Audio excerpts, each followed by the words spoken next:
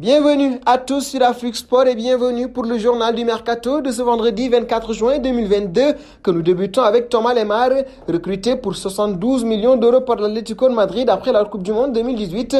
Thomas Lemar n'a pas toujours été régulier sous le maillot de Colchoneros, avec qui il a quand même remporté la Liga lors de son exercice le plus complet. En fin de contrat dans un an, l'ancien monégasque n'a toujours pas accepté de prolonger avec les Rojiblancos qui l'aurait donc placé sur la liste des transferts selon Marca. Diego Simeone souhaiterait recruter le Valencien Carlos Soler comme remplaçant du Français.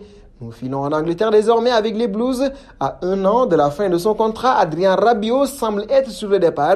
La Juventus a même fixé son prix à 20 millions d'euros et ne le retiendra pas en cas d'offre. C'est l'Angleterre qui ressemble à la destination privilégiée de l'ancien Parisien. Il pourrait d'ailleurs retrouver un entraîneur qu'il a bien connu à Paris. Selon les informations de Tuttosport, Chelsea tient toujours la corde car Thomas Tuchel souhaiterait le faire venir.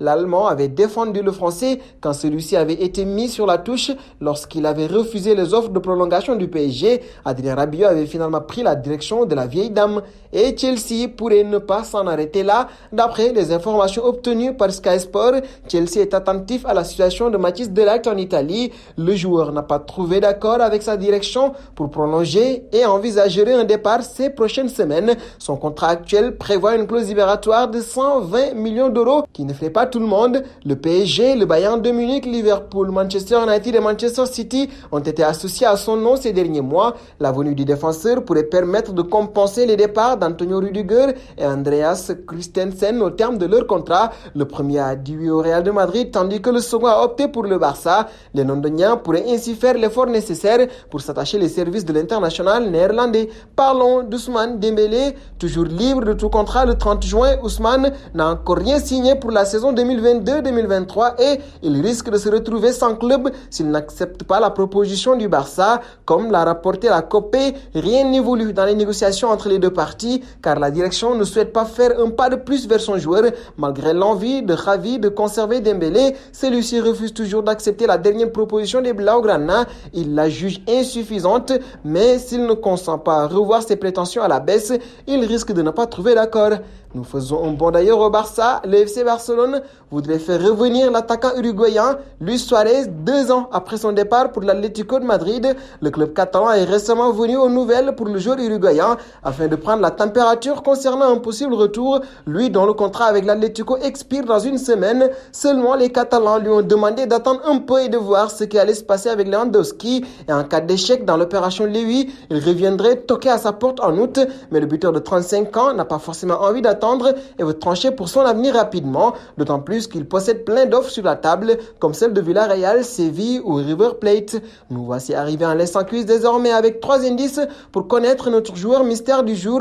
Premier indice, je suis un attaquant de 33 ans évoluant en Liga. Deuxième indice, j'ai déjà joué pour 8 clubs différents entre l'Italie, la France, l'Allemagne, l'Angleterre et l'Espagne. Troisième indice, coupe de cheveux et finition en flic. Qui suis-je? Vos réponses seront attendues en commentaire. Et nous allons terminer au Paris Saint-Germain avec Luis Campos. Le nouvel homme fort de l'organigramme a pour mission, en compagnie d'Antero Henrique, de séparer de tous les indésirables du club. Et ils sont nombreux car on peut d'ores et déjà citer Icardi, Kurzawa, Draxler, Herrera, Kerrer ou encore Wijnaldum et Danilo Pereira. Le PSG fera tout pour les convaincre de quitter le navire et s'ils refusent, Luis Campos aura recours à une technique qu'il connaît bien, la constitution d'un loft. En d'autres termes, les récalcitrants seront mis à l'écart. C'est le Parisien qui dévoile cette information sans citer de nom. Le Portugais a déjà employé cette méthode lors de son arrivée à Lille, constituant un second groupe de joueurs qui faisait tout à l'écart du premier groupe. Ainsi, l'idée de scinder l'effectif en deux lors de la reprise dès le 4 juillet fait son chemin. Les placardisés pourraient même ne pas être convoqués pour la tournée au Japon du 17 au 25 juillet. La menace est bien réelle. Et nous arrivons au terme de ce journal du Mercato que nous bouclons avec la question du jour.